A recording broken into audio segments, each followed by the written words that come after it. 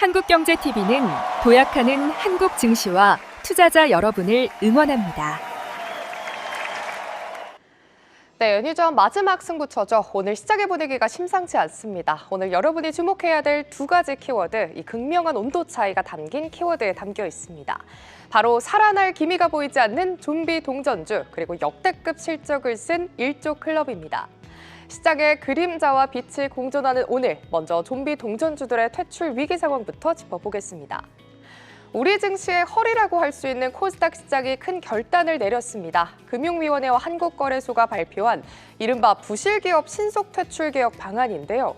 지난 20년간 코스닥 상장사는 1,300여 곳 넘게 늘어났고 시가총액은 8배나 덩치를 키웠지만 정작 지수는 1.6배가량 상승하는 데 그쳤습니다. 그동안 시장에 무늬만 상장사인 부실기업이 너무 많았다는 반증이기도 한데요. 당국은 이제 체질 개선이라는 이름 아래 시장에 물을 흐리는 좀비 기업들을 강제로 솎아내겠다고 선언했습니다. 이번 개편안의 가장 날카로운 칼날은 바로 동전주를 향해 있습니다. 당장 오는 7월부터 주가가 1,000원 밑으로 떨어져서 30거래일 이상 회복하지 못하면 관리 종목으로 선정됩니다. 이후에도 지지부진하다면 즉시 상장 폐지 절차를 밟게 되는데요. 현재 코스닥에서만 약 160여 개 곳이 이 사정권 안에 들어와 있습니다. 주가 조작의 단골 타깃이 되었던 저가주를 원천 차단하겠다는 의지입니다. 시가총액 기준도 훨씬 깐깐해졌습니다. 현재 코스닥 기준 200억 원인 퇴출 요건을 내년 1월부터는 300억 원으로 상향 조정했습니다. 특히 적용 시점을 원래 계획보다 6개월이나 앞당기면서 기준에 못 미치는 기업들의 호흡기를 떼겠다는 신호를 분명히 했습니다. 재무 건전성과 투명성에 대한 기준도 예외는 없었습니다. 기존에는 연말 결산 기준으로만 따졌던 자본 잠식 여부를 이제는 반기 단위로 체크합니다. 반기 보고서에서 완전 자본 잠식이 확인되면 곧바로 상장 폐지 실질 심사대에 오르게 됩니다. 또 여기에 투자자들을 기만하는 공시 위반에 대해선 더욱더 엄격해졌습니다. 1년 누적 벌점 기준을 15점에서 10점으로 대폭 낮췄고 무엇보다 고의적으로 중대한 공시를 위반했을 경우엔 단 한 번의 실수만으로도 퇴출될 수 있는 원스트라이크 아웃 제도가 도입됐습니다. 정부는 이번 조치로 올해 코스닥에서만 최대 220개 기업이 시장을 떠날 것으로 내다보고 있습니다. 이는 예년 퇴출 규모보다 무려 4배나 많은 기업인데요. 기업들에게 주어지던 개선 기간 역시 기존 2년에서 1년으로 단축되면서 부실 기업이 시장에 머물면서 투자자들에게 피해를 줄 수 있는 시간을 최소화했습니다. 이 동전주 솎아내기가 시장에 미칠 영향까지 짚어보시죠. 이 대규모 퇴출 소식에 단기적으로 시장이 흔들릴 수 있습니다. 하지만 전문가들은 이 옥석가리기가 끝나게 되면 코스닥 시장의 저평가, 즉 코리아 디스카운트를 해소할 수 있는 결정적 계기가 될 걸로 보고 있습니다. 이제는 단순히 차트만 볼 게 아니라 투자 종목의 시가총액이 300억 원을 밑도는지 혹은 반기 실적이 자본 잠식 위협은 없는지 그 어느 때보다 면밀히 살펴봐야겠습니다. 이어서 두 번째 키워드도 확인해 보시죠. 바로 순익 1조 클럽입니다.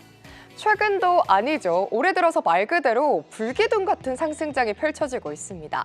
뜨거운 시장 속 가장 조용히 하지만 가장 크게 웃고 있는 주인공들이 있습니다. 바로 국내 주요 증권사들인데요.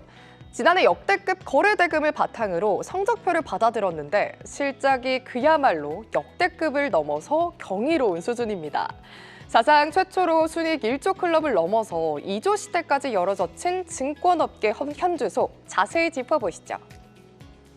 먼저 구체적인 숫자를 보겠습니다. 보시면 국내 증권업계의 지형도가 다시 그려진 거를 확인할 수 있는데요. 가장 눈에 띄는 곳 단연코 한국투자증권입니다.